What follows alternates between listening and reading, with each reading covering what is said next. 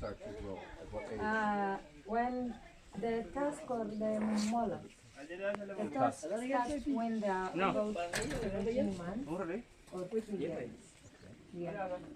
But others can be even little, and you can see the teeth are like the tusks are growing, just like humans. So their hormones are different actually.